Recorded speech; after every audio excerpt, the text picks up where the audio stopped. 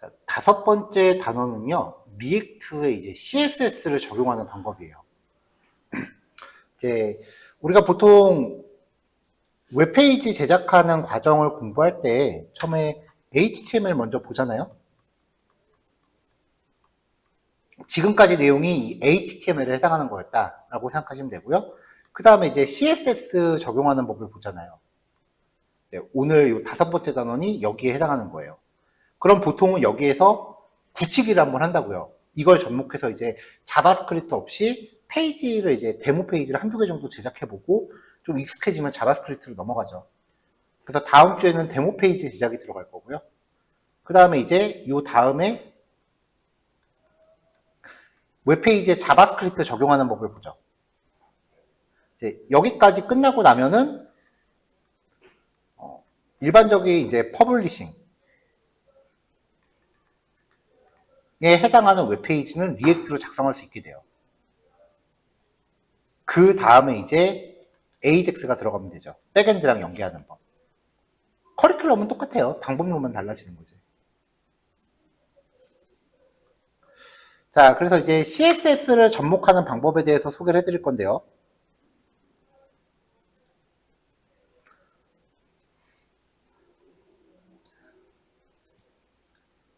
자, 페이지들은 제가 미리 준비를 해놨고요. 그 다음에 여기 메뉴랑 페이지들에 대한 분기도 미리 준비를 했습니다. 지금 요거는 우리가 여태까지 진행했었던 수업 형태랑 맞춰놓은 거지 배포해드리는 내용은 요거보다 컨텐츠가 좀 더 많아요. 일단은 여태까지 수업 내용에 맞춰서 해놓은 거예요. 자, 간단한 CSS 적용 방법부터 볼게요. CSS를 적용하는 방법 중에 가장 단순 무식한 거는 HTML 태그 안에 바로 때려 박는 거죠. 자, 그걸 이제 인라인 CSS라고 해요. 자, 인라인 CSS를 적용한 컴포넌트예요. HTML로 치면은 HTML 태그의 스타일 속성으로 바로 들어가는 거. 사실 이거는 어저께 제가 살짝 보여드렸어요.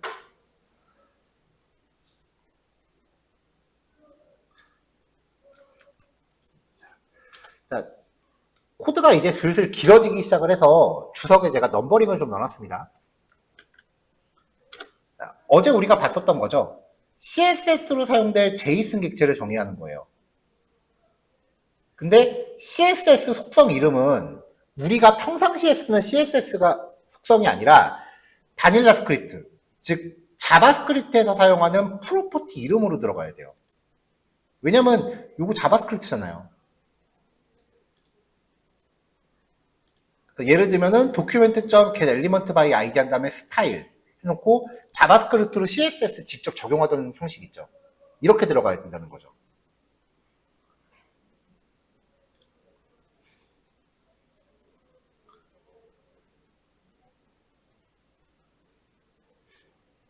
자, 그럼 이렇게 만들어진 CSS를 어떻게 적용하느냐? H2 태그. H2건 H1이건 뭐 별로 중요한 건 아니죠.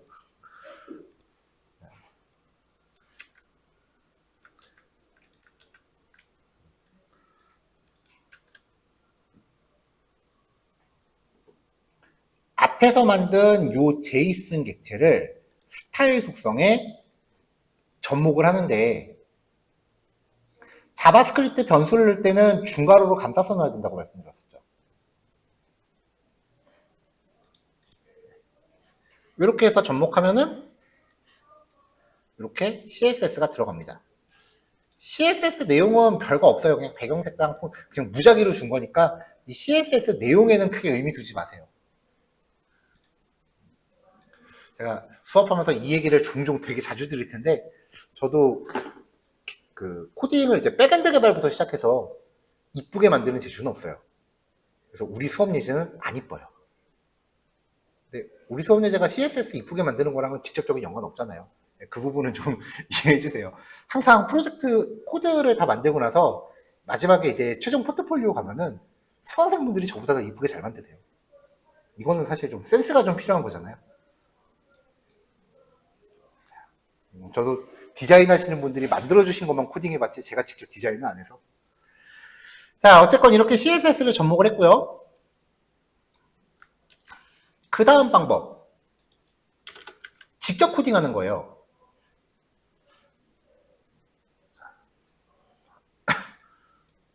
자, 요거를 이렇게 복사를 해볼게요. 자, 요 마이 스타일에 해당하는 게 지금 요만큼의 제이슨 내용이잖아요. 그렇죠? 그러니까 변수를 만드는 게 아니라 이거를 요만큼의 제이슨 객체를 이 변수 이름에다 직접 갖다 넣는다고요. 그대로 복사 붙여넣기 해볼게요. 이렇게요. 그쵸? 그래도 예의상 색상 값이나 그런 거를 좀 바꿔줄게요. 그러면 밑에 이렇게 나와요. 그쵸? 자, 여기서 특이사항.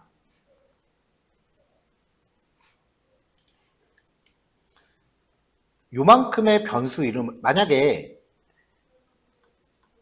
const a가 1이에요. 그럼 이거를 어떤 태그에다 넣고 싶어요. div 한 다음에 뭐 무슨 속성은 하면은 괄호하고 a 이렇게 들어가죠. 변수를 갖다 놓을 때 괄호 넣어야 된다고 말씀드렸잖아요. 이게 속성 이름이에요. 무슨 속성인지 모르겠지만. 자, 그러면 이 값을 직접 여기다 넣으면은 땡땡은 괄호하고 1 이렇게 들어갑니다. 문자를 제외한 모든 속성 값들은 중괄호로 감싸야 된다고 말씀드렸잖아요. 자, 그러면 여기 const a가 뭐 name은 k다. 이렇게 제이슨 객체가 돼 있다.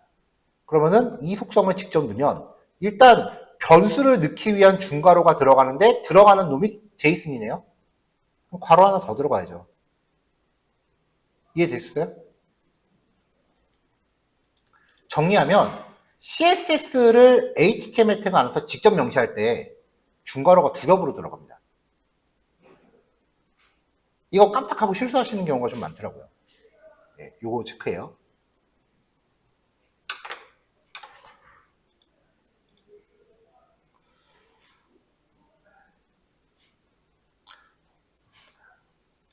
자, 요번 예제는 assets 폴더 안에 들어가는 게 좀 많아요. src 밑에 asset 안에 이미지도 넣었고요. css 폴더, scss 폴더 다 있어요. 일단 img 폴더 안에 sample.png는 아까 사용했었던 요 파일 그리고 lion.gif라고 이제 이미지 하나 또 넣었어요. 이미지 그냥 아무거나 넣어도 돼요. 자, 그러면 이미지 파일을 가져와 볼게요. 이렇게요. src 폴더 하위에 임의의 경로에 존재하는 이미지 파일을 참조하는 거예요. 상대 경로로 지정하셔야 되고요. 리액트는 src 폴더 안에 있는 거를 절대 경로로 참조를 못 하더라고요. 나중에 넥스트는 절대 경로로 참조가 가능한데. 어쨌건 샘플이라는 이미지를 가져왔어요. 이 이미지를 내가 넣고 싶다. 그러면 이렇게 들어간다는 거죠. src 속성에 리액트 변수를 까는 거예요. 그러면 이렇게 이미지가 나와요. 특징이 뭐냐면요. 실행하는 순간 이 이미지 파일을 리액트가 임의의 경로에다 복사해서 참조를 시켜요. 그래서 엘리먼트를 보면은 이미지 파일의 경로나 이름이 이상한 대로 바뀌어 있어요. 원본 경로를 찾지를 못해요.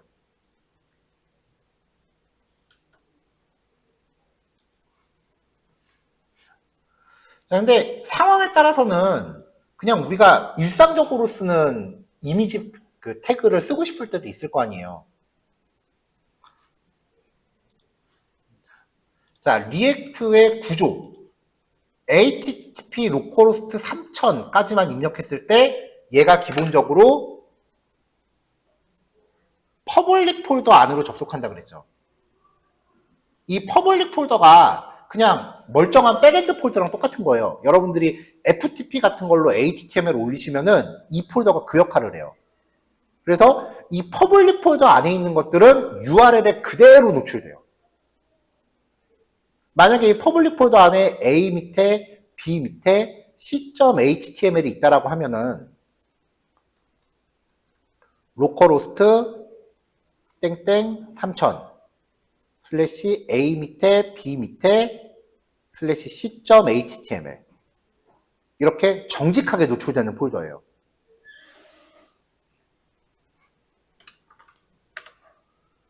그러면 우리가 이 퍼블릭 폴더 안에 리액트에서 기본적으로 넣어주는 리액트 로고 이미지들이 좀 있거든요. 내가 여기에 이미지를 직접 넣어도 되고요.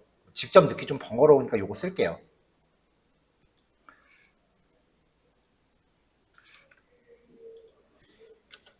퍼블릭 폴더 안에 있는 파일들은요, 단순 절대극로로 참조 가능해요. 슬래시부터 하면 퍼블릭 폴더 안에서 찾아요. 그러면 이렇게 옆에 이미지 하나 더 나오는 거죠. 자, 이게 이제 기본 CSS와 이미지를 사용하는 방법입니다. 자, 하지만 우리는 CSS를 이런 식으로 작성하길 원치는 않죠.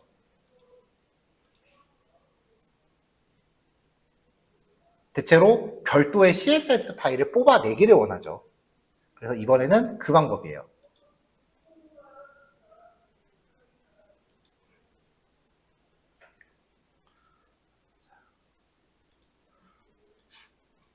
자, 여기 두 번째 예제가 이제 CSS 클래스라고 하는 파일인데요. 외부 CSS 파일을 어떻게 사용하는지를 보여드릴 거예요. 그래서 여기서는 그냥 가볍게 div 태그를 하나 넣을게요. 자, CSS 파일은 수업 시간에 뭐 딱히 직접적으로 코딩하진 않고요. 미리 코딩된 걸 보여드리겠습니다. 여기에 제가 mystyle.css라고 해놨어요. 별거 아닌 CSS예요, 그렇죠? SF 폴더 안에 mystyle.css라는 파일이에요. 이거는 그냥 우리가 평상시에 작성하는 CSS 그대로입니다. 리액트에 들어가는 CSS라고 딱히 바뀌는 거 없어요. 그냥 HTML 할 때 만드시는 그 CSS예요. 심지어는 이미지 파일 참조하는 것도 그냥 CSS 규칙대로 하시면 돼요.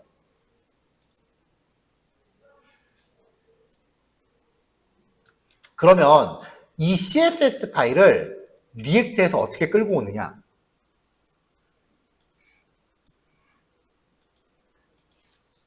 얘도 임포트 하셔야 돼요. 대신에 임포트 앞에 변수 이름이 안 들어가요. 임포트 변수 이름 from 뭐뭐뭐 이렇게 들어가죠. CSS 파일을 참조하실 때는 그냥 임포트 파일 경로.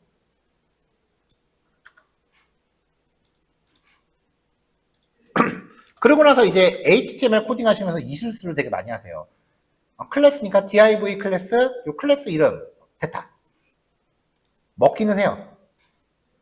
이렇게.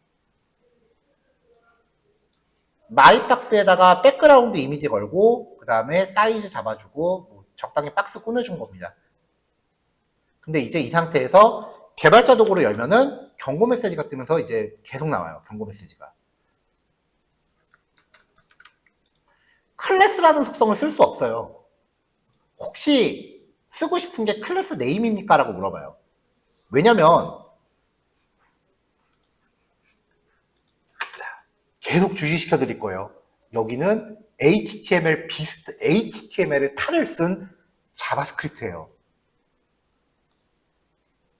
그래서 자바스크립트에서는 클래스 푸 이렇게 해서 클래스 만들면 이걸 갖고 콘스트 f는 new 푸 이런 식으로 이제 우리가 객체 지향이라는 걸 공부했었죠.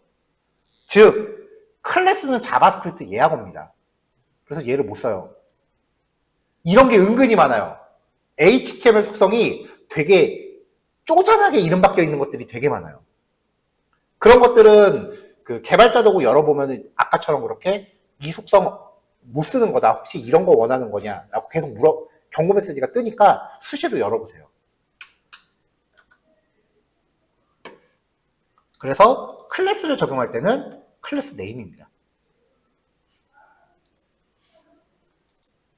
쓰라고 치면 경고 메시지 없어지죠? 자, 이렇게 CSS 클래스를 적용하면은 엘리먼트 적었을 때 내가 지정한 클래스 이름이 정직하게 나옵니다. 우리가 지금 알고 있는 HTML은 여기까지예요. 근데 리액트에서도 이 방식은 잘 안 씁니다. 권장사항은 아니에요.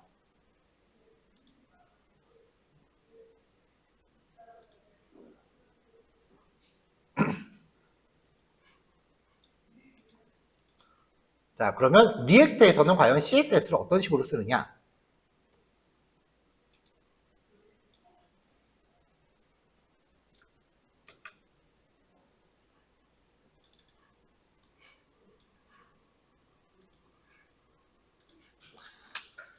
자, 조금 전에 작성했었던 CSS 파일이 오른쪽입니다. 파일 이름은 mystyle.css였어요. 이거를 그대로 하나 복사했는데 파일 이름을 바꿔요. mystyle.css 사이에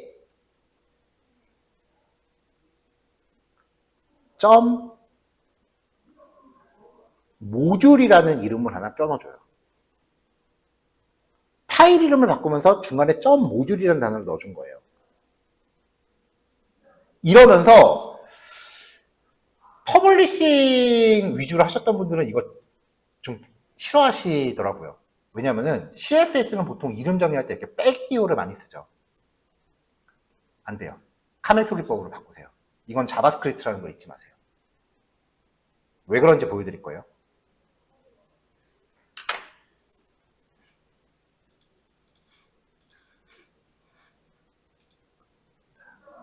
자, 두 번째 파일 CSS 모듈입니다.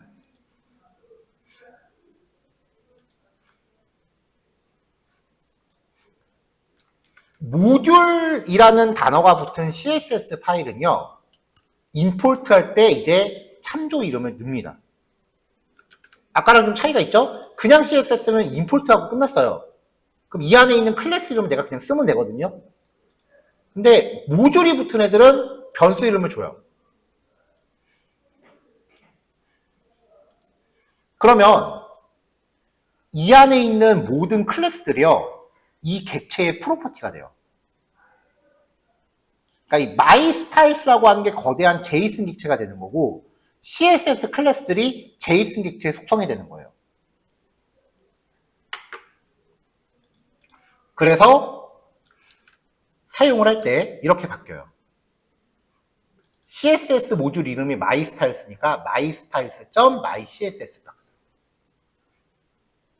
그러면 클래스 이름을 우리가 평상시처럼 myCSS 박스라고 하면 어떻게 되겠어요? 그럼 여기에 my 빼기 CSS 박스. 자바스크립트 문법 에러예요. CSS 이름 정할 때 빼기 기호를 넣으시면 안 돼요. 물론 아주 못 쓰는 건 아니에요. 이렇게 마치 제이슨 객체 접근할 때 이런 식으로 문자열처럼 접근하면 되기는 해요. 근데 이게 단점이 있어요. 무슨 단점이냐면은 MyStyles, 지금 이 경우에는 MyStyles 안에 MyCSS 박스라는 애가 없다면 리액트가 에러 감지를 못해요. 이거 이 안에 있는 게 문자열이기 때문에 이거 잘못 적었다는 감지를 못해요. 오탄할 수 있잖아요. 실수로 뭐 이렇게 했다, 뭐 이런 식으로. 그러면 이게 잘못됐다는 걸 감지를 못해요. 그냥 안 나오고 말아요. 근데 이걸 이렇게 대문자화 시키고 이렇게 객체 프로퍼티로 적었다면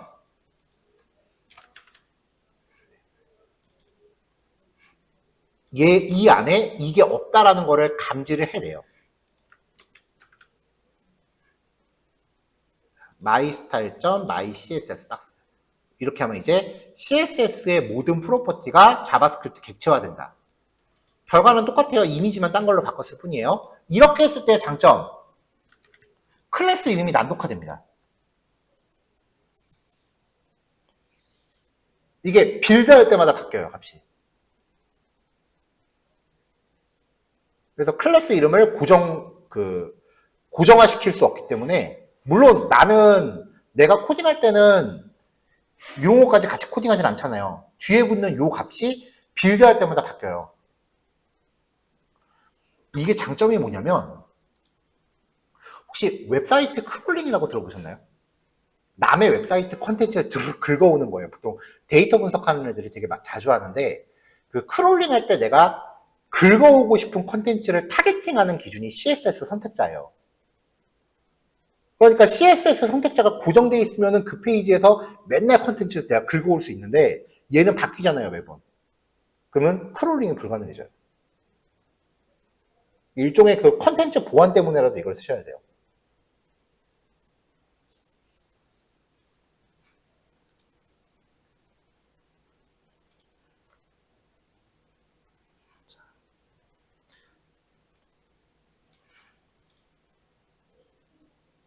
자, 근데 어떤 경우에는 이렇게 모듈화 했을 때 내가 굳이 난독화를 안 시키고 싶은 경우도 있어요.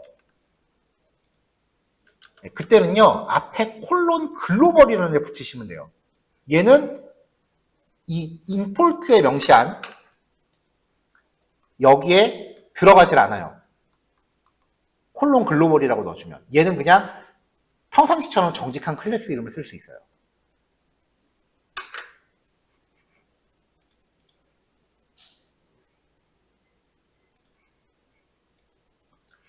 그럼 이렇게 만들어 놓은 애는 그냥 평상시처럼 이렇게 정직한 클래스 이름 쓰시면 돼요. 별로 그렇게 제가 리액트 하면서 이거를 한 번도 실무에서 써본 적은 없었어요. 쓸 일이 없더라고요.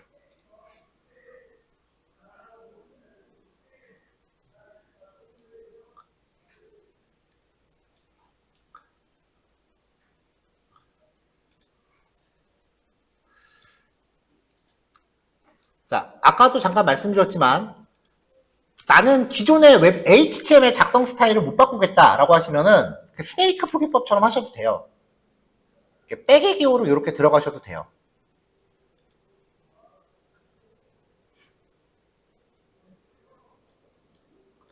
근데 이렇게 적용할 때는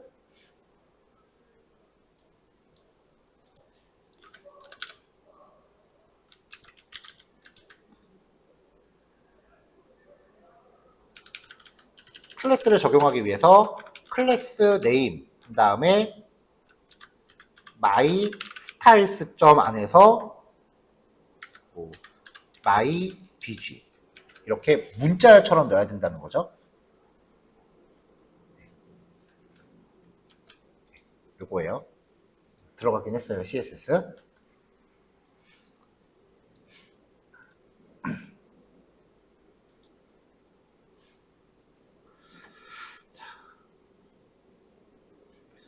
이렇게 쓸 때는 우리 클래스를 2개, 3개씩 적용할 때 있잖아요.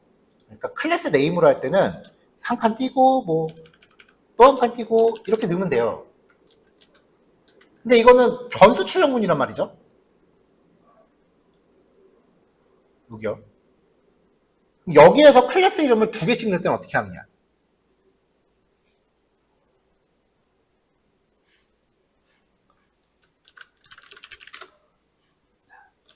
콘스트 A는 헬로, 콘스트 B는 월드일 때 콘솔.로그라고 하면서 역다운표 걸고요. $A라고 하면은 이 변수의 내용이 여기 출력이 됩니다. 한 칸 띄고 B라고 하면은 결국은 헬로 한 칸 띄고 월드가 출력되겠죠. 이걸 응용하는 거예요.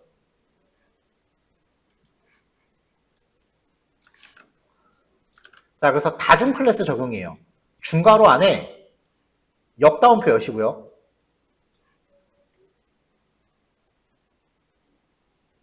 역다운표 여시고 적용하고 싶은 CSS를 하나 적어주고 한 칸 띄고 또 하나 적어주는 겁니다.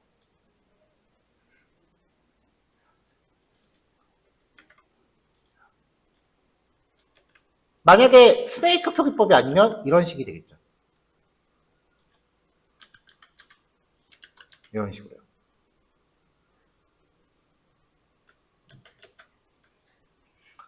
방법이 하나 더 있는데요.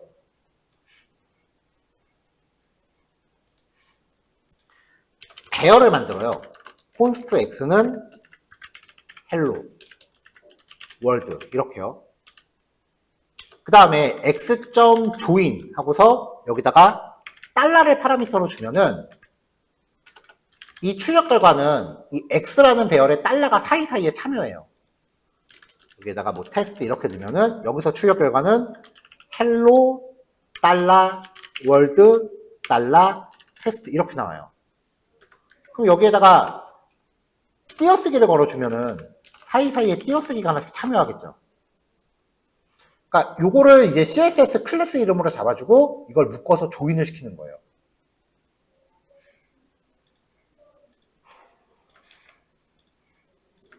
이렇게요. 자, 클래스 네임에 배열로 묶는 겁니다. 여기까지가 배열.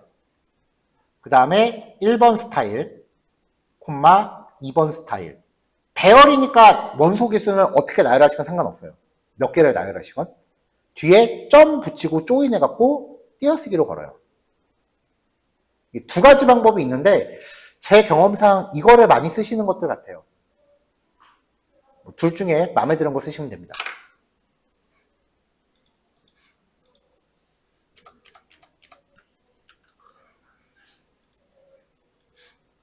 자, 그러면 이렇게 클래스 적용한 거죠.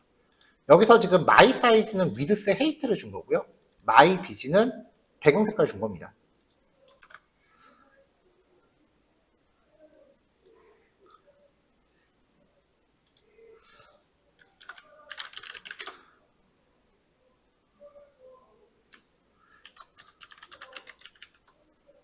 자, inline css 파일, inline css.js, 그 다음에 css class.js. 얘는 sh 밑에 css 밑에 mystyle.css랑 연결되고요. 그 다음에 css module.js. 얘는 sh 밑에 css 클래스가 아니면 css 밑에 mystyle.module.css와 연계되는 예제입니다.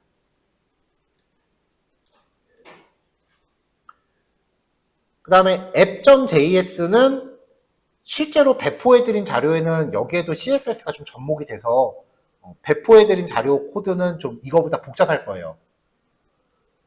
요거는 그냥 일단은 우리 여태까지 했었던 수업 내용에 맞춰서 진행해 주시면 돼요. 이 코드는 제가 지금 단톡방에 한번 올릴게요. app.js는요.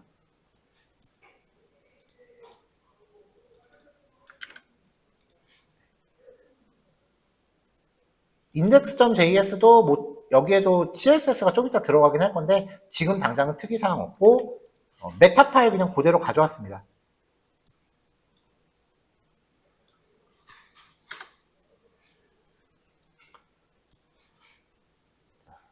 이번 교시는 일단 여기까지요. 일반 CSS 적용하는 방법. 그래서 여기까지 일단 내용 점검해 주시면 되겠습니다.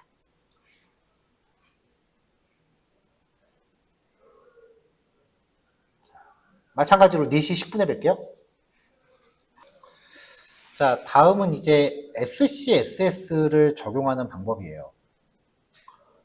SCSS를 적용하기 위해서는 이 SCSS를 CSS로 변환하는 뭔가 도구가 필요했었어요. 전통적인 웹 퍼블리싱에서는 이제 웹팩이라고 하는 프로그램을 통해서 명령어를 입력해서 그걸 했었어야 되는데 우리가 예전에 SCSS 처리할 때는 그 비주얼 스튜디오 코드에 그 익스텐션을 설치해서 자동으로 변환하게끔 했었죠. 근데 리액트에서는 SCSS를 처리할 때 그렇게 추가적으로 뭔가 해야 될 그런 건 없고요. SASS라고 하는 패키지를 설치를 해주면 리액트가 자체적으로 변환을 해요. 그래서 yan add SASS라고 명령어를 치시면 되고요. 배치 파일 사용하신 경우는 자동으로 설치가 되어 있을 거고요.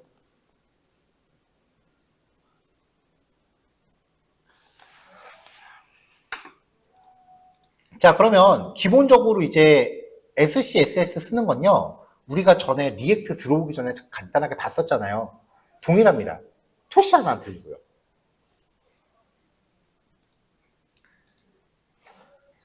배포 자료에는 제가 스타일을 포함해서 모든 파일 이름에 언더바가 없이 제공을 해드렸었는데, 파일 네이밍이 좀 잘못돼서 그렇게 들어갔던 거고요. 스타일이라는 이름의 파일을 빼고는 앞에 언더바를 붙이시면 돼요. 자, 먼저 color.scss예요. 대체로 사이트에서 사용하는 색상 값이라던가 뭐 자주 재사용되는 값들을 변수를 만드는 기능을 했었죠.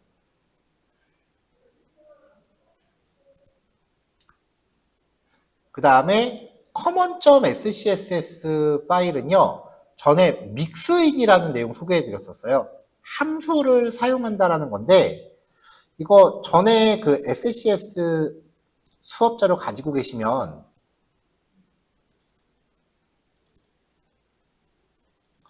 잠시만요. 네, 요게 이제 우리가 그때 했었던 SCSS 자료인데요. 그때 배포해 드렸던 거요. 그때 사용했었던 mixin.scss 이 파일 내용을 그냥 그대로 재사용한 거예요. 함수 이름만 좀 정정을 해서요. 보시면은 여기 안에 들어가는 코드는 똑같아요. 그래서 이 mixin이라고 하는 게 파라미터를 받아서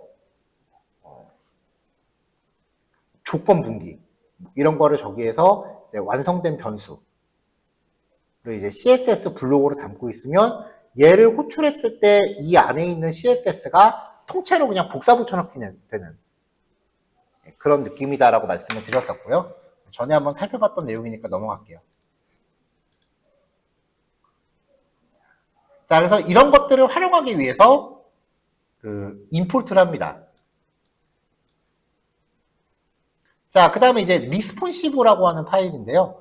요거는 지금 요것도 이제 전에 했었던 내용이랑 동일한데 기본적으로는요. 네, 우리가 전에 수업 때 했었던 내용이 좀 더 자세해요. 그때는 제가 데스크탑 퍼스트하고 모바일 퍼스트를 나눠놨거든요. 근데 여기서는 그냥 한 가지 방식으로만 갔어요. 이거는 그냥 데스크탑 퍼스트만 돼 있어요.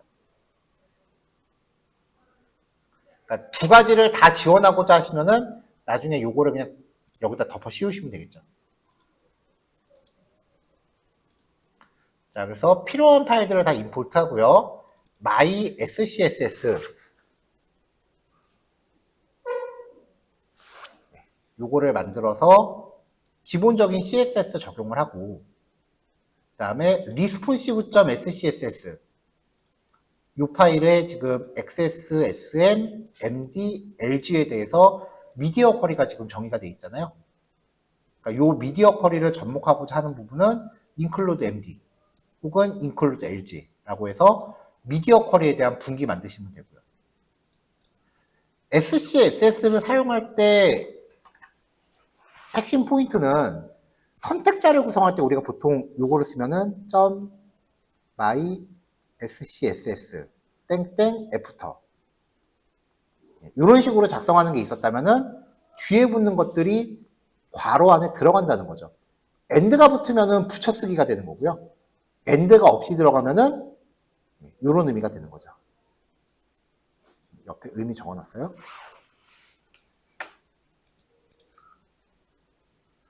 그래서 애프터에서는 컨텐트 모바일이라고 접목을 했고요. 그 다음에 my scss 박스라는 거에다가 커서 주고 각각의 색상별로 클래스 줬을 때 배경 색상을 미리 정의해둔 변수로 처리하고요. 아까 만들어둔 믹스인 파라미터를 서로 다르게 주면은 이 파라미터에 따라서 여기서 이 사이즈 값을 통해서 if 문이 분기가 되겠죠. 그래서 넓이가 각각 계산된 값으로 적용되고 나머지 코드는 이 자리에 전부 복사 붙여넣게 된다.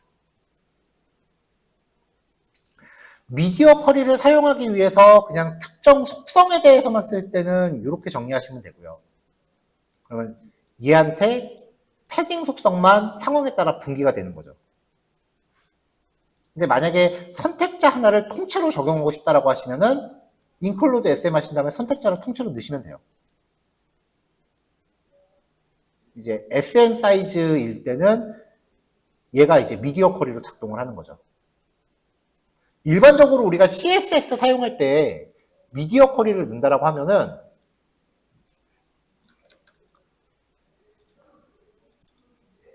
이런 식으로 해서 선택자가 통째로 들어가요.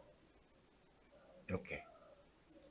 그래서 이게 일반적으로 CSS에서 더 많이 쓰는 건데 실제로 코딩하다 보면 저는 이걸 더 많이 쓰게 되더라고요. 속성 한두 개만 이렇게 바꾸는 경우가 더 많기 때문에 MD에서 또 같은 선택자에 다르게 좀 주고요. 위드스 값. 브레이크 포인트 미디엄이라고 하는 거는 리스폰스 변수에 잡아둔 요 변수예요.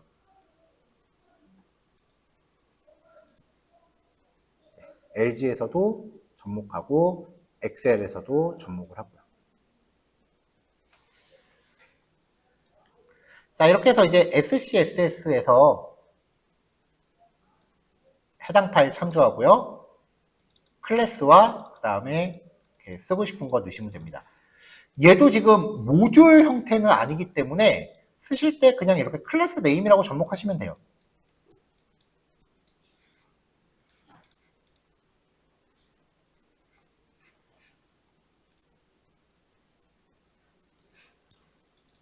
그러면은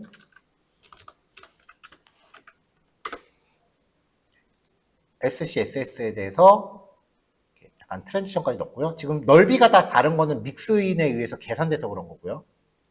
그리고 미디어 쿼리를 줬을 때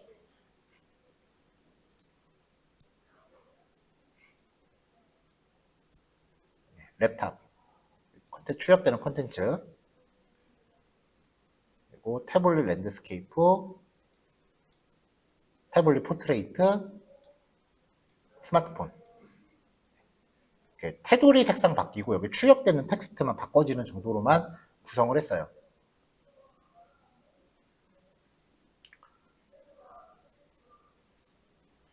여기 사용되는 이 SCSS 파일들은 예전에 수업 때 만들었던 거 그냥 재사용하시면 됩니다. 미디어 쿼리 이름이 지금 좀 더 단촐하게 들어가 있는데 아니면 전에 그 수업에서 썼었던 요 리스폰시브 파일을 여기다가 그대로 복사 붙여넣기 해서 접목을 하시면 스타일에서 요 미디어 쿼리 이름만 바꾸시면 되겠죠. 내가 데스크탑으로 갈지 모바일로 갈지.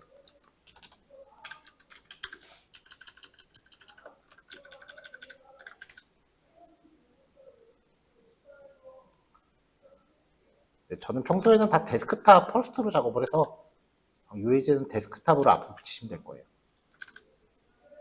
이렇게 하시면은 전에 썼던 예제 그대로 재사용하실 수 있어요. 내용 동일해요.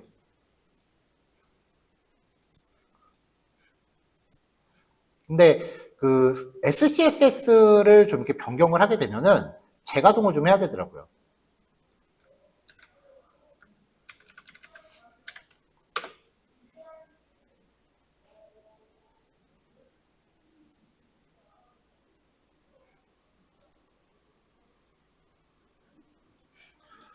여기 뭐가 지금 안 먹는 게 있네요.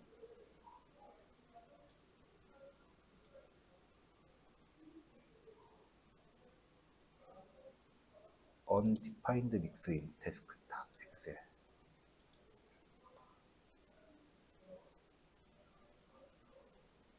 XS부터 시작했네요, 제가. XS, SM, MD, LG. 사이즈를 이렇게 나눴네요. 그러면 XS, SM, MD, LG. 위에서도 마찬가지겠네요. MD, LG.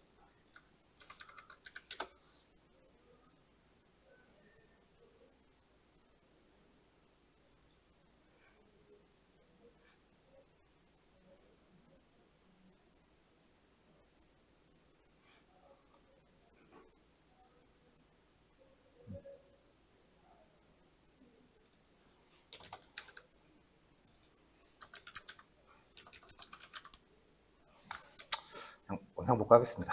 괜히 고쳤다가 일만 커지네요.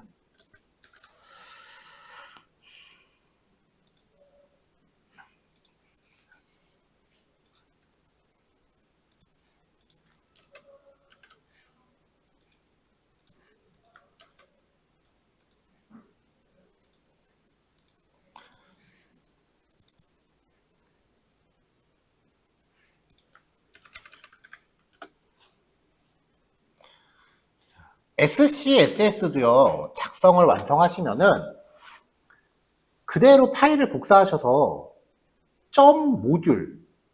.모듈이라고 이름을 한 번씩 더 바꿔서 만드세요. 아까 CSS랑 방식이 똑같아요. 그럼 코드 내용은 동일한 거고요. 그러면 임포트 할 때 모듈이 붙은 애들을 임포트 해주면 되겠죠. 자, 그러면 SCSS 모듈을 접목할 때 어떻게 되느냐?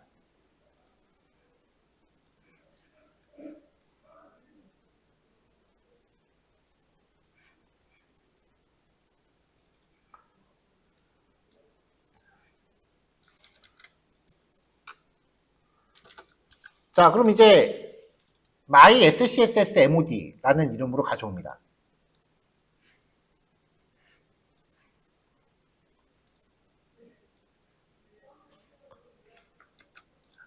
그럼 이 my SCSS mod에 여기 적혀 있는 게 일단 기본 스타일이 my SCS 얘잖아요. 그렇죠?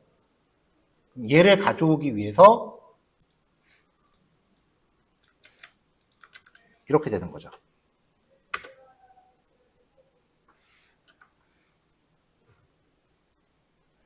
이 안에 있는 my SCSS를 가져와라.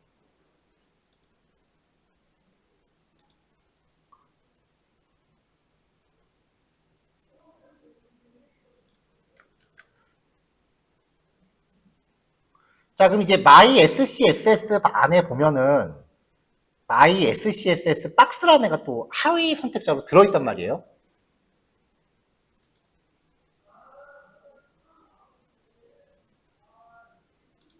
이 하위 선택자에 접근하실 때는 부모 선택자 무시하시면 돼요. 이렇게요.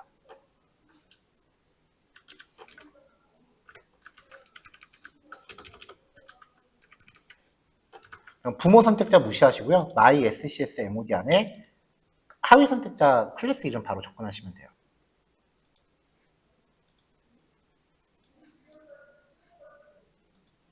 만약에 2개 이상을 접목할 거다라고 하면은 아까 말씀드렸던 대로 변수 타입을 쓰시거나 아니면은 조인 함수를 쓰시는 방식으로 가면 되겠죠. 그래서 안에 컨텐츠는 뺄 거예요. 이렇게요.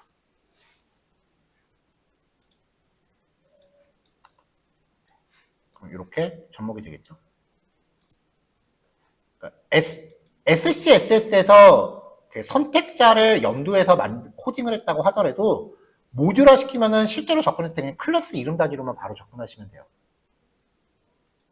그러니까 실질적으로는 선택자에 대한 구별이 조금 무의미하다고 봐야죠. 나머지 것들 늘려놨습니다. 그래서 얘랑 얘는요, 결과가 같아요. 차이가 있다면 그냥 SCSS를 쓴 경우에는 클래스 이름이 이렇게 정직하게 들어오는데 모듈화된 걸 썼을 때는 클래스 이름이 이렇게 알아볼 수 없게끔 난독화된다는 거.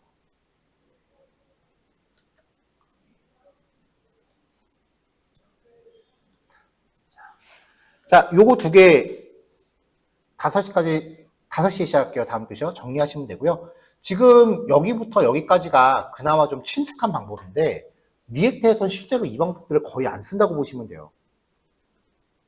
여태까지 모든 내용은 스타일드 컴포넌트를 위한 빌드업이에요. 여기가 본 게임이에요. 네, 요거를 5시부터 시작을 할게요.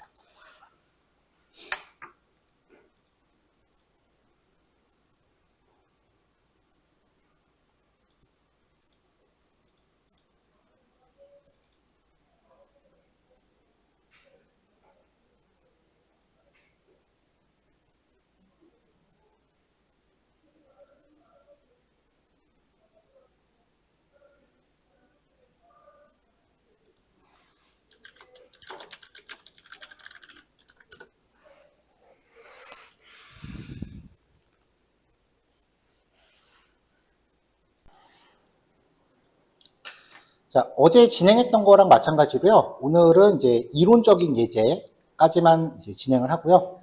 요거는 그 응용 예제라고 해야 될까요? 그 뉴스 목록을 실제로 CSS로 작업을 해본 거예요. 그리고 여기서 만들면은 향후 다른 예제들에서 좀 여러 번 쓰일 거예요. 그래서 다음 주에 요거는 이제 복습 겸 해서 이제 진행을 해볼 거고요. 자, 이제 리액트에서 스타일 시트를 만드는 진짜 찐 방법입니다. 자, 스타일드 컴포넌트 JS라고 하는 파일인데요. 얘는 직접적으로 외부 스타일 시트 파일을 안 써요.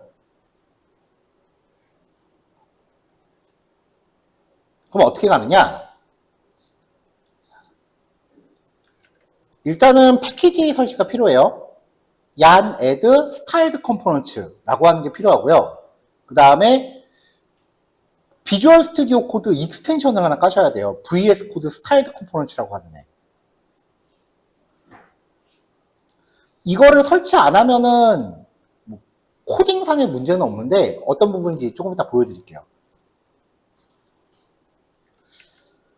자, 기능을 위해서 참조를 하나 합니다.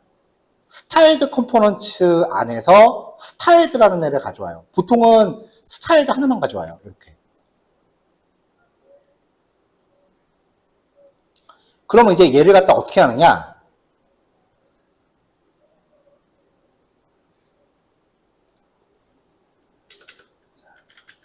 함수 들어가기 전에 변수를 하나 만듭니다. my grid 컨테이너라고 만들게요. 얘는요, 스타일드, 이 스타일드가 지금 얘잖아요. 여기서 점 찍으면 우리가 알고 있는 모든 HTML 태그가 다 이 안에 포함되어 있어요. 그래서 styled.ul 역다운표 열고 닫으세요. 그럼 이렇게 만들면 이제부터 얘가 UL 태그예요. 얘가 UL 태그예요.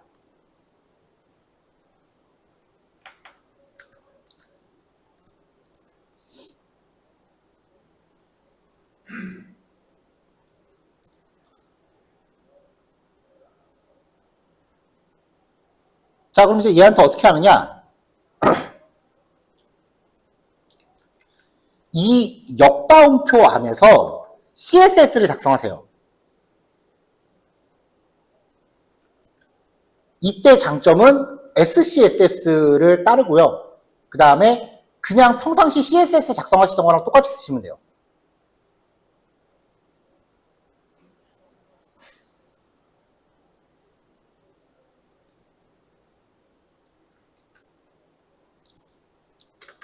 글자 색상도 넣어볼게요.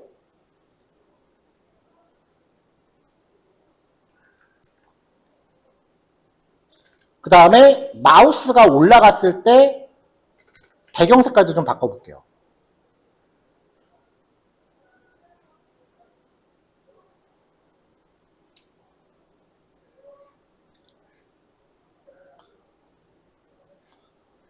죄송합니다. 얘는 CSS가 좀 간단했네요. 이렇게 하면 되네요. 이렇게 하면 되네요. my grid 컨테이너 안에서 리스트 스타일 돈 패딩 마진 없애고 넓이 1024 테두리 패딩 디스플레이 플렉스 뭐 이렇게 정리를 했어요. 그럼 이제 my grid 컨테이너라고 하는 태그를 사용하면 얘가 뭐라고요? UL 태그라고요. 그러니까 이 안에서 li 한 다음에 이렇게 넣으시면 돼요.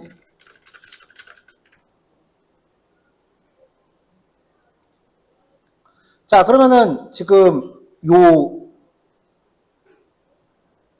무슨 색이죠 이게? 초록색 비슷한 이 색깔의 박스가 지금 UL 태그가 된 거고요. 기존에 우리가 SCSS를 모듈화 하건 뭐 하건 CSS 클래스 이름이 난독화되긴 하는데 기존에 내가 작성했었던 이름이 이렇게 엿보이긴 했죠. 근데 스타일드 컴포넌트를 사용하면은 클래스 이름이 완전 난독화됩니다. 요즘 웹페이지들 중에 CSS 클래스 이름 이렇게 나오는 애들 종종 보신 적 있을 거예요. 그냥 100% 리액트라고 보시면 돼요.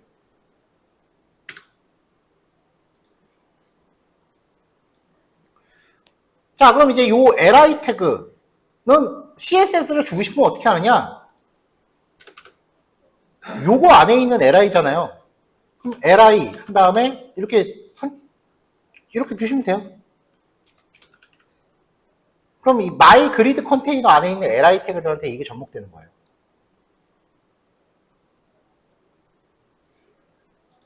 그러면 클래스가 이렇게 먹었죠? 태그를 안 쓰고 클래스를 쓰고 싶어요. 그럼 점 헬로라고 하시고 얘네한테 클래스 네임에 헬로라고 주시면 돼요.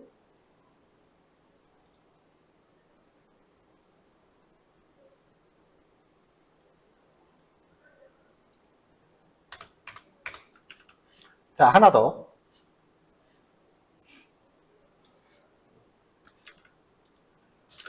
자, 이게 UL 태그로 구성된 컴포넌트예요. styled.태그 이름 뒤에 역다운표 들어간다.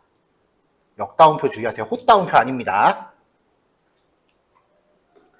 자, 제가 비주얼 스튜디오 코드 익스텐션 요거를 설치해야 됩니다라고 말씀을 드렸잖아요. 만약에 얘를 안 깔면 어떤 일이 생기느냐? 코딩하는 데는 지장이 없어요. 근데 여기에 색상 강조가 안 돼요. 다 까맣게 나와요. 왜냐면 역다운표 안에 들어있는 거니까 CSS 구문이라고 인지를 못하는 거예요. 편집기가. 어떤 식이냐면은 역다운표 안에 다 이렇게 단색으로 나와요. 그러니까 이게 좀 불편하면은 익스텐션을 깔아서 이 안에서 컬러 강조를 좀 넣으시면 좋습니다라는 얘기예요. 안 까셔도 큰 지장은 없는 거예요.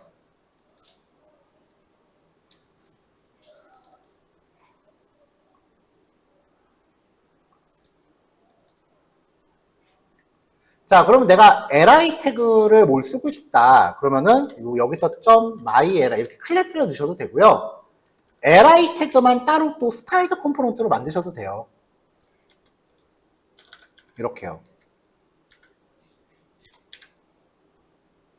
그러면은 my grid 컨테이너 안에 my grid 아이템이라는 애를 넣으시면 되겠죠. 이렇게.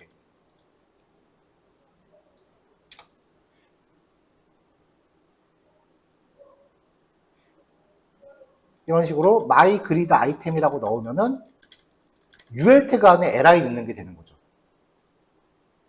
이게 리액트 스타일이에요.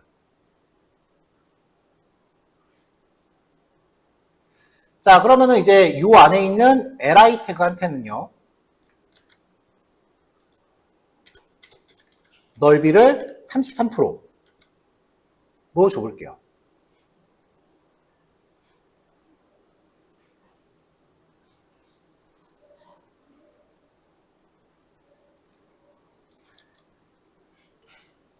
자, 그러면 li 태그가 전부 넓이 33%씩 가져가겠죠? 자, 이 li 태그 안에 div를 하나 넣겠습니다. 그래서 div 태그를 mybox라는 이름으로 또 하나 만들고요. 얘한테는 아까 제가 처음에 잘못 넣었던 CSS 테두리, 배경 색깔, 높이, 가운데 정렬, 글자 크기 적당히 꾸며줬어요. 그러면은 요 mybox로 이 안을 다 감싸주면 되겠죠.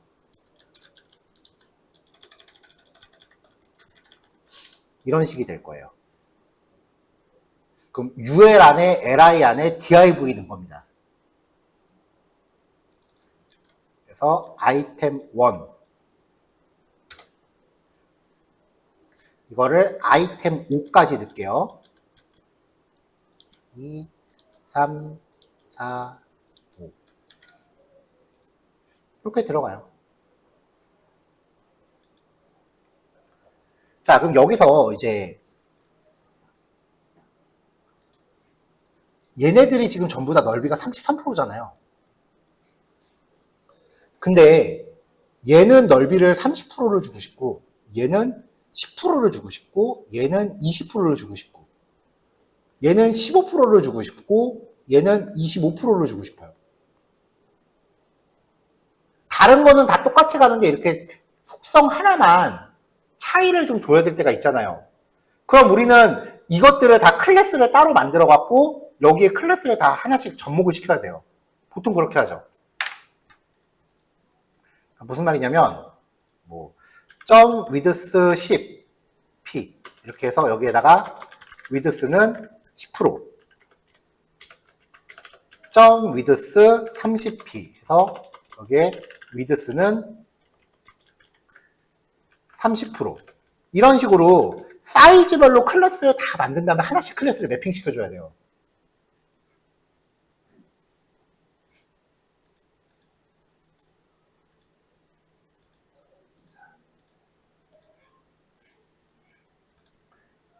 근데 리액트는요, 이 스타일드 컴포넌트 정의한 거한테 이 스타일드 컴포넌트 만든 거랑 우리가 리액트에서 쓰는 이 컴포넌트랑 사실 같은 개념이에요. 우리가 컴포넌트한테 속성값을 주면은 여기 변수를 프롭스라고 받을 수 있듯이 이 스타일드 컴포넌트도 프롭스를 줄 수 있어요. 이 CSS 블록들한테 필요하다면 프롭스 값을 전달해 줄 수 있어요. 그래서 얘네한테요, 마이 그리드 아이템한테 각각 넓이를 다르게 설정하기 위해서 속성값을 줍니다. width 30, width 10, width 20, width 15, width 25. 그러면은 이 마이 그리드 아이템은 얘가 지금 구문의 생김새가 좀 특이하긴 하지만 사실상 요거랑 똑같은 애라고요. 그러니까 얘한테 props width라는 변수가 전달되는 거예요. 요 이름은 맘대로 주셔도 되고 그냥 w라고 하셔도 돼요. 그럼 여기서 props.w가 되겠죠.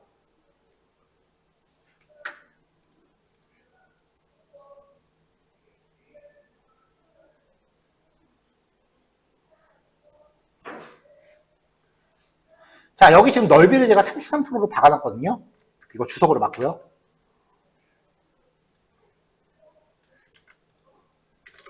자, 전달받은 변수값에 접근해서 넓이를 동적으로 설정할 겁니다.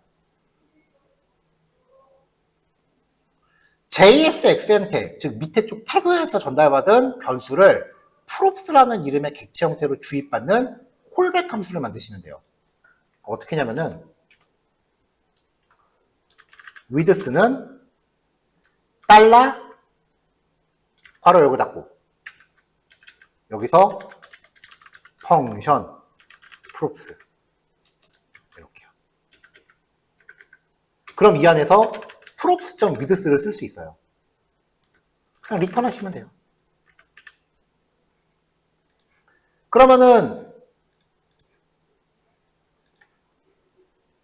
마이 그리드 아이템한테 전달한 width 30% 이게 욜로 전달되는 과정에서 props 안에 width라는 변수가 생긴 거예요. 그럼 요 안에서 이거를 1로 받아요. 그러면 여기서 props.width를 리턴하면은 리턴된 게 얘한테 세팅되는 거예요. 그럼 결국은 넓이가 30%가 되는 거죠. 이렇게 설정하면은 밑에 있는 것들마다 다 넓이가 내가 원하는 만큼 직접적으로 값을 줄 수 있게 됩니다. 굉장히 직관적으로 바뀌죠. 근데 자바스크립트 코딩하는 분들이 문법 최신 유행 따라가는 걸 되게 좋아한다고 말씀드렸잖아요. 자, 하나 주석으로 막았어요. 그럼 이거를 요만큼 펑션 키워드 요거를 화살표 함수로 바꿔보자고요. 화살표 함수로 바꿀 때는 펑션 키워드가 빠지고 이 뒤에 화살표 들어가죠. 파라미터가 하나밖에 없을 땐 소괄호 생략 가능하죠. 자, 그 다음에 리턴을 위한 한 줄만 있을 땐 리턴 키워드 빠지고 괄호 뺄 수 있죠.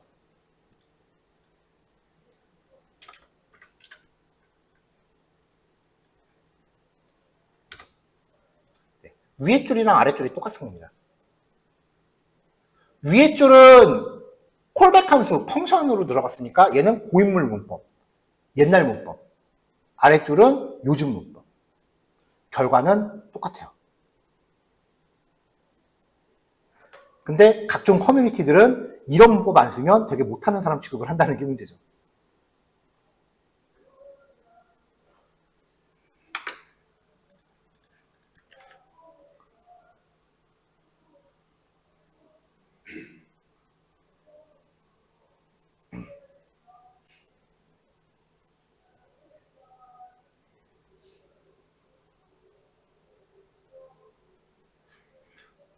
이렇게 하면 이제 넓이가 제각각 나오죠.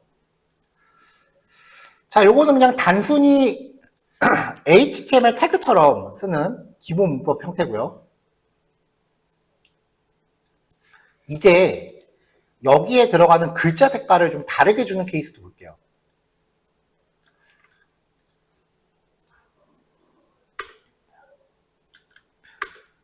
색상 이름이나 혹은 색상 코드를 배열로 만들 겁니다.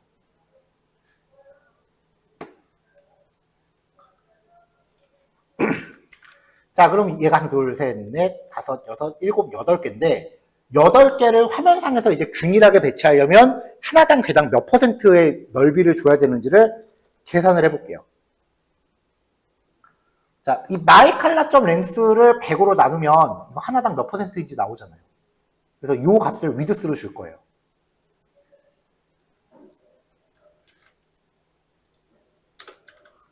자, 배열 원소를 써볼게요. 또다시 my grid 컨테이너를 씁니다.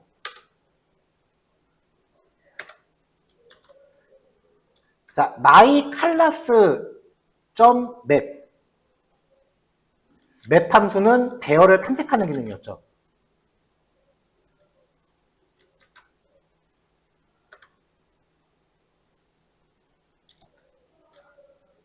가로 닫고 중가로 닫고. 여기서 리턴 하면서 리턴에서 my grid 아이템을 줘요. 키는 인덱스로 걸게요. 그 다음에 width는 요 변수를 걸죠. 계산된 넓이가 세팅되겠죠.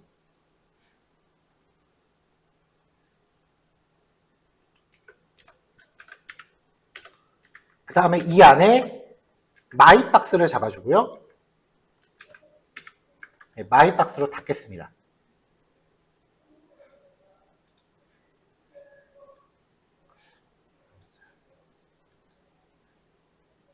자, 그러면 이제 배열의 원소에 대해서 반복 돌면서 이렇게 전부 균일한 넓이를 갖게끔 세팅이 될 거예요.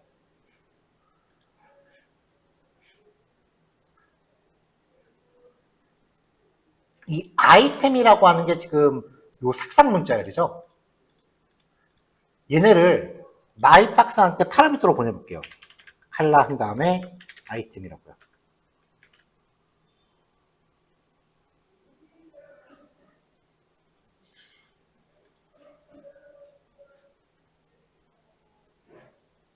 자, 그러면 얘는 또 props.color라는 값을 받게 되잖아요. 그 컬러 값이 요거 하나하나가 되겠죠?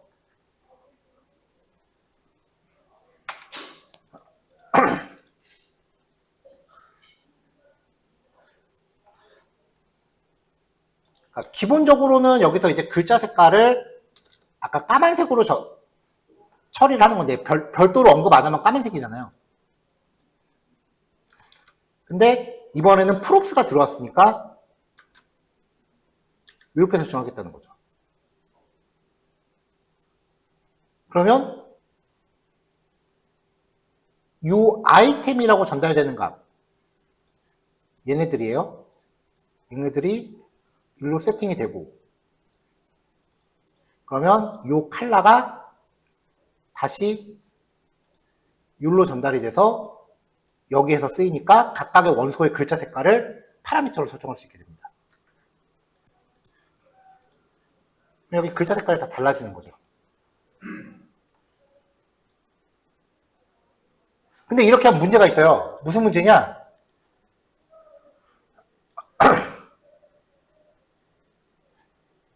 처음에 썼던 애들은 여기에 컬러 안 줬잖아요. 그러니까 얘네가 일로 들어가면은 어라라 없는데 undefined. 되는 거죠. 이게 없으면 대신 사용할 뭔가를 지정을 해줘야 돼요. 앞에 게 거짓일 때 뒤에 거 보는 거. 우호연산이었습니다. 그래서 칼라가 없을 때 기본값으로 까만색을 써라. 그럼 앞에 게 거짓이면 이걸 하는 거죠. 참이면 끝나는 거고.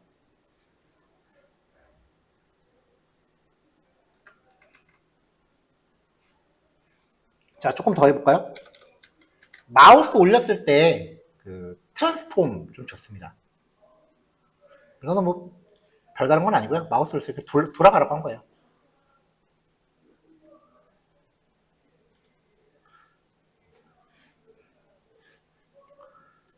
자, 지금 이런 식으로 프롭스를 받는 거는 전달된 파라미터 값에 의해서 특정 속성 하나에 적용되는 값 하나를 바꾸는 거예요.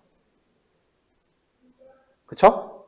근데 나는 경우에 따라서 만약에 예를 들어서 어떤 값이 1이라고 전달되면 폰트 웨이트도 바꾸고 싶고 폰트 스타일도 바꾸고 싶고 텍스트 데코레이션도 바꾸고 싶고 여러 가지 속성을 통째로 바꾸고 싶다. 그러면은 이런 식이 되겠죠. 뭐 보더 칼라, 백그라운드 칼라 이런 식으로 속성마다 똑같은 이런 그 변수 값을 처리하는 코드가 다 들어가야 될 거 아니에요. 이제 뭉탱이로 하는 법.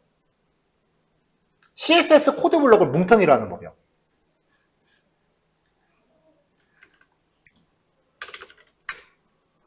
자, 달러 가로 열고요. 그 전에 임포트 하나 더 해야 됩니다. 아까 제가 여기에 중괄호하고 CSS라는 애가 있었죠. 이번엔 얘를 써야 돼요. 중괄호 따라 하고요. 화살표 함수 갈게요. 프롭스. 들어왔죠?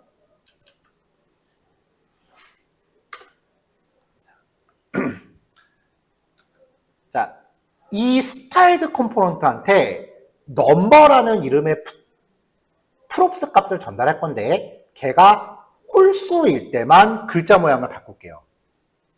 앞에 거 조건이 참일 때 뒤에 걸 보는 경우 end예요. props.number를 2로 나눈 나머지가 1이면 end css.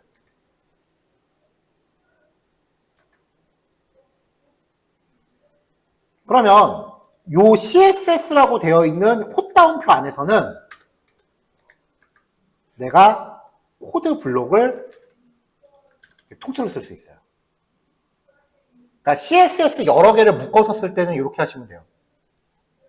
조건에 따라서 분기할 때 콜백 함수 만들고 작동할 조건을 명시하시고 이 조건이 참일 때 이 CSS 블록이 통째로 적용된다.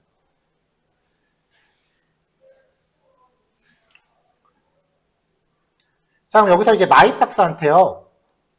넘버라는 파라미터로 배열의 인덱스를 줄게요.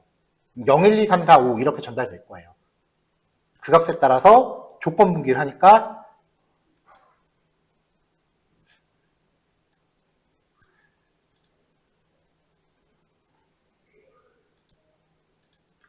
잠시만요.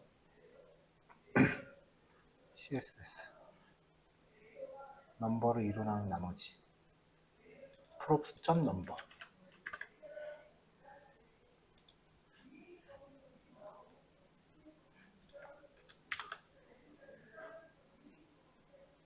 unknown prop number 알려지지 않은 속성 넘버라고 하는데 지금 여기 분명히 줬거든요. 인식을 못하는 것 같으니까 제가 더 한번 할게요.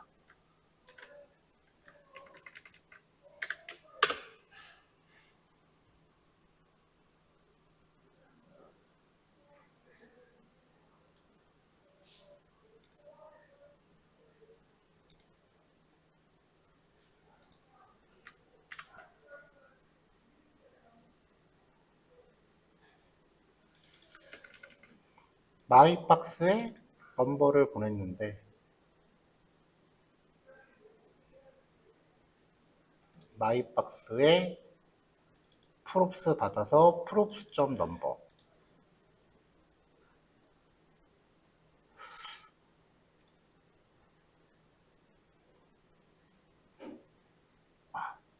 여기 괄호 초록색 하나 열렸는데, 하나 열렸고, 아니죠. 문법이 잘못됐네요. 자, 이렇게 할 거였으면 제가 여기를 이렇게 짰었어야 돼요. if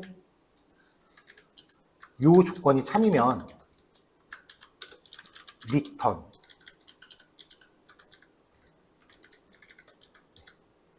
이렇게 해야 중괄호 하나 짝 맞고 여기 짝이 맞아요.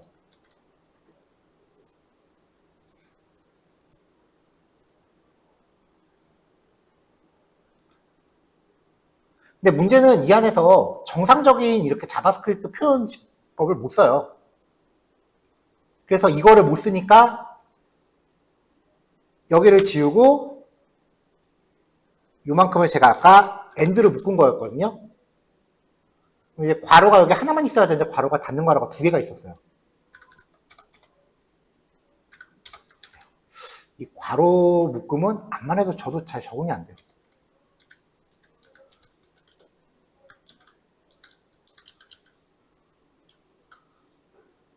그리고 여기 그 다음에 지금 리턴문이잖아요, 전체적으로. 그러니까 앞에 여는 이 괄호도 필요가 없는 거죠.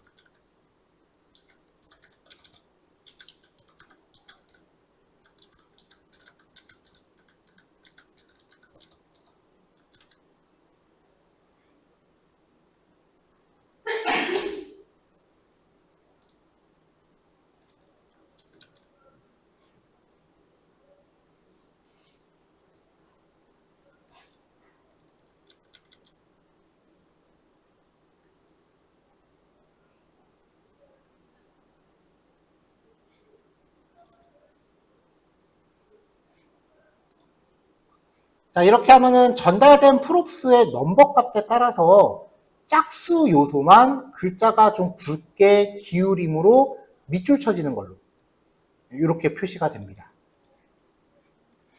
이게 리액트에서 스타일을 만드는 방법이에요.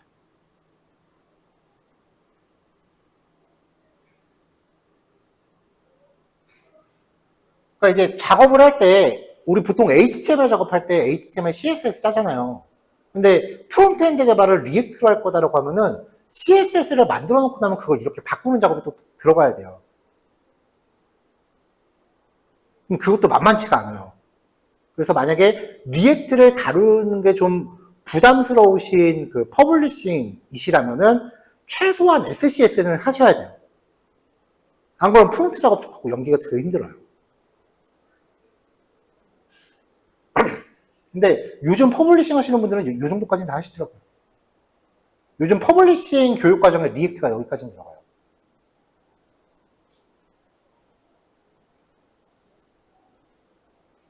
그래서 이제 여기까지 이제 진도가 나가고 나면은 이제 여기 내용을 가지고 이제 뭐라도 좀 만들어 보는 과정이 좀 필요해요. 붙이기를 한 다음에 다음 게 넘어가야죠. 이게 익숙하지도 않은데 여기에 계속 진도 올라가면은 따라가기 힘들거든요. 그래서 다음 주 수업 내용은요. 이제 저는 HTML로 만들었던, 모양은 똑같으니까 HTML로 만들었던 걸 보여드릴게요.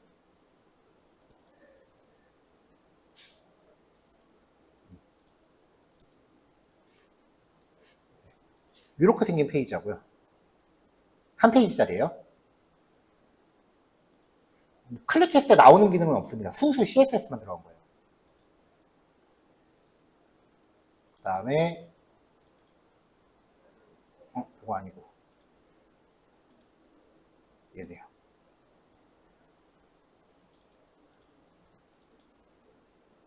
네, 이렇게 생긴 페이지.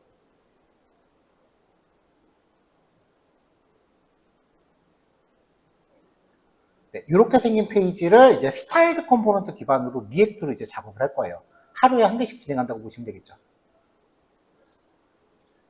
진도 기간이 좀 정해져 있으니까 그리고 수업 도중에 이제 원래는 제대로 포트폴리오를 한다라고 하면은 한 3주에서 한 달 정도 기간을 잡고 일단 기획안부터 작성하세요라고 한 다음에 그냥 진짜 각자 작업하시는 거거든요. 보통 취업반은요. 저는 거기에 이제 멘토링만 해주는 건데 우리는 그런 기간까지는 잡혀있진 않아요. 그래서 그거 대신에 그냥 약간 일련의 완성되어 있는 페이지 뭐 이런 식으로 작업하는 겁니다. 제가 이렇게 요런 걸 이제 별도로 준비를 한 거니까 요거를 이제 경험 삼아서 요 경험으로 실제 다른 웹페이지들 클론 코딩을 해보시면은 좀 괜찮지 않을까라고 생각이 돼요.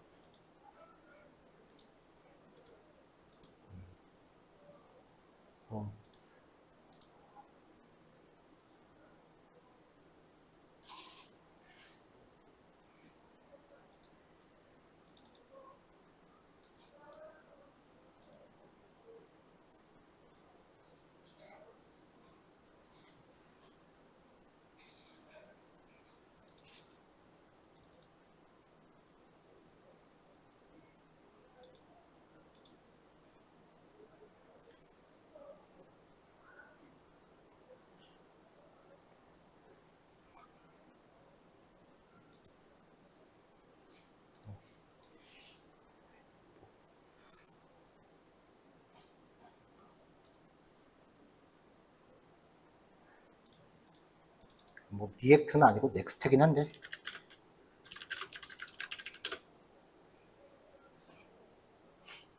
넥스트.js나 리액트.js나 소스는 비슷해요.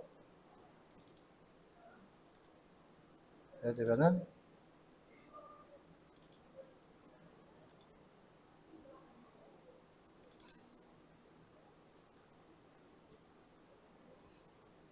아직은 좀 양이 많은가? 스타일 도큐먼트 오늘 한 거 들어가 있죠? 리액트라고 박혀 있죠. 그 다음에 여기 쭉 보시면은 이건 아직 우리 진도 안 나간 부분이고요. 구성 방법이 지금 리액트랑 똑같잖아요. 이게 지금 넥스트.js로 만든 거거든요. 근데 리액트랑 차이가 1도 없어요. 아무튼 그래서 수업 시간에 그래도 어느 정도 이제 포포를 가정하고 작업한 거는 좀 난이도에 좀 한계가 좀 있어요. 그리고 그 온라인 컨텐츠 중에 W3C 스쿨이라고 하는 데가 있어요. HTML 기본기 같은 거 정리되어 있는 사이트인데 여기 보면은 몇 가지 데모 페이지들이 있거든요. 제가 아까도 말씀드렸지만 직접적으로 디자인하는 스킬은 없기 때문에 수업 시간에 제시해드리는 저 데모 페이지들 직접적으로 포폴 시간을 가질 수 없기 때문에 준비한 시간이에요. 그것들은 여기서 제시하는 페이지들을 제 나름대로 재해석을 한 거예요. 그러니까 모양은 똑같이 나오되 CSS 코드 한 줄 한 줄 제가 다 다시 한 거예요. 이제 이런 과정을 거치고 나면은 최종적으로는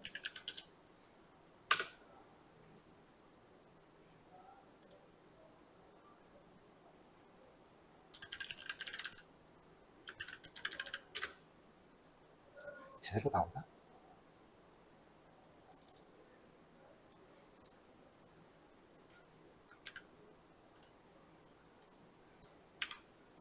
반응형까지 나오고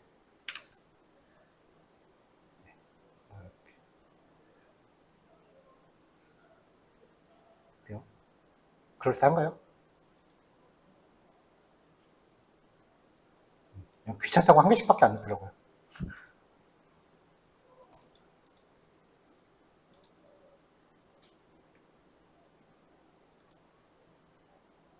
소식. 그 다음에 커뮤니티. 실제로 사이트 가시면 똑같이 생겼을 겁니다. 이게 지난주에 종강한 학생이 만드는 거예요.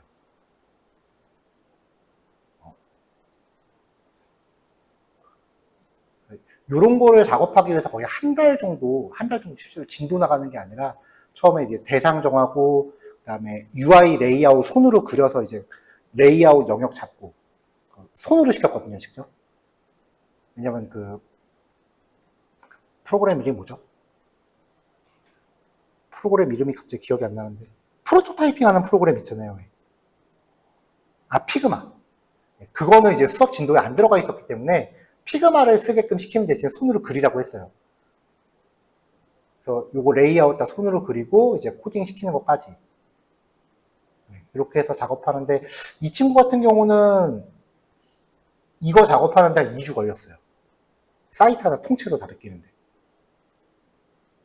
초반에 이제 코딩 2주 걸리고 컨셉 잡는데 한 1주 정도 걸리고 마지막 한 주는 이제 저랑 나와서 이제 에러 잡고 저런 기간을 이제 따로 나중에 또 각자 이제 생각을 하셔서 도전을 하셔야 될 겁니다. 아마. 자, 녹화는 여기까지 하고요. 오늘 진도는 요거까지 준비했고요. 아직 안 끝난 게 있어요. 첫 번째가 뭐냐면은 첫 번째는 우리 CSS 작업할 때 보통 순정 그대로 잘 안 쓰죠. 보통 이제 리셋 처리를 하고 들어가잖아요. 퍼블리싱 할 때. 여기에 리셋 CSS를 스타일드 컴포넌트 스타일로 넣어야 돼요. 그리고 리스폰시브가 들어가면은 스타일드 컴포넌트 스타일의 리스폰시브가 또 따로 있어요. 아까 우리가 SCSS로 반응 영역했잖아요. 그거를 스타일드 컴포넌트에서 쓸 기회가 없어요. 그래서 아까 잠깐 여기 앞에 계신 분은 잠깐 자리 비우셨고 못 들으셨는데 그냥 SCSS 문법만 점검하시라고 실제로는 안 쓸 거니까 가볍게 말씀드린 거라고 말씀드렸잖아요. 반응형에 만드는 스타일도 바뀌어요. 그리고 그 다음에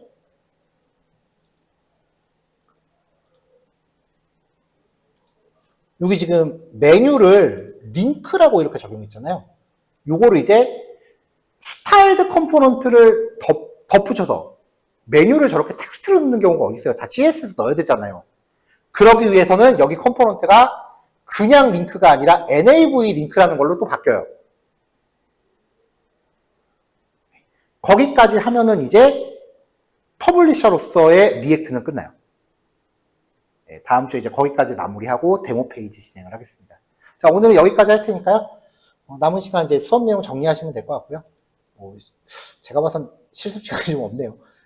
그냥 바로 정리하셔도 될 것 같아요. 네, 여기까지 하겠습니다. 수고하셨습니다.